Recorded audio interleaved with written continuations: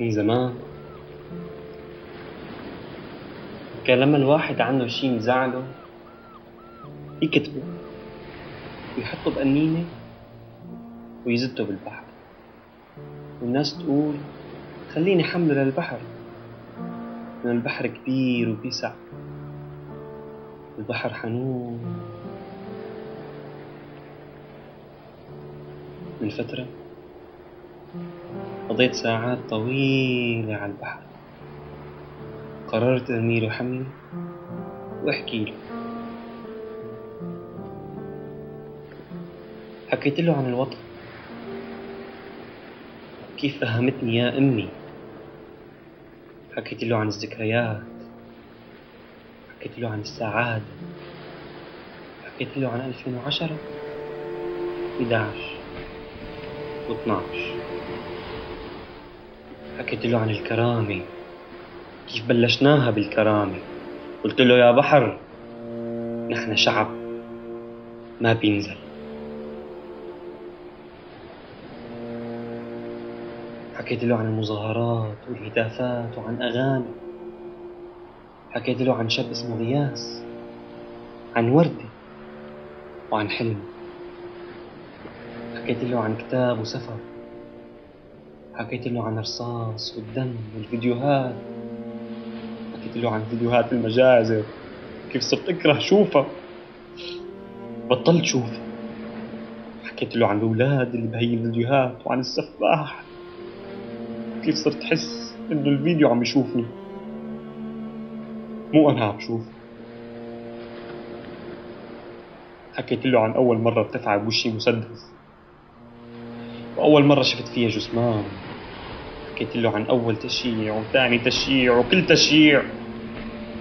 حكيت له عن الركض، حكيت له كيف مرة كنت بالشارع واحد من 30,000. حكيت له عن رفيقي الشهيد والمعتقل والجيش الحر والنازح وحتى الشبيح. حكيت له عن الدم والعنف، قلت له نحن مثلك يا بحر، عنا مد والدم عم يقرب لعنا مثل المد تبعك، والكل رح يغرق فيه. قلت له عن الناس اللي لسه ساكتة وبتقول ما دخلني حتى لو غرقها المد. سألني فجأة ما عندكم جزر مثلي ليوقف هالدم؟ صفنت وما عرفت جاوب. بعدين حكيت له عن الخوف، كيف اكتشفت اني بخاف واني لازم خاف. حكيت له اني بحب الحياة وسعيد اني بحب الحياة، رغم اني تفاجأت بحبي للحياة، يمكن لانه حسيتها انها ممكن تكون حياة من جديد. حكيت له عن الحب والكره والركض والفراشات والامل وحساب الامل. حكيت له عن جدار العطر، حكيت له عن الحزن، حكيت له عن صديق وصديقة بفديهم بروحي. حكيت له عن هدية من صديق فضيت لها مكان بشنطاية النزوح بحالنا زحت، هي ودفتر خدمة العلم وكشف العلامات. حكيت له عن كل الشغلات اللي ما عملتها بحياتي وتمنيت أعملها، عن رغبة بتعلم عزف الكمان، رغبة بالطيران، عن وردة طاوية بقلب دفتر ويبسي لأني ما عطيتها لصاحبتها. حكيت له كيف ما عاد فيني أعطيها إلها لأنه ما عادت هي صاحبتي. حكيت له عن الفرح،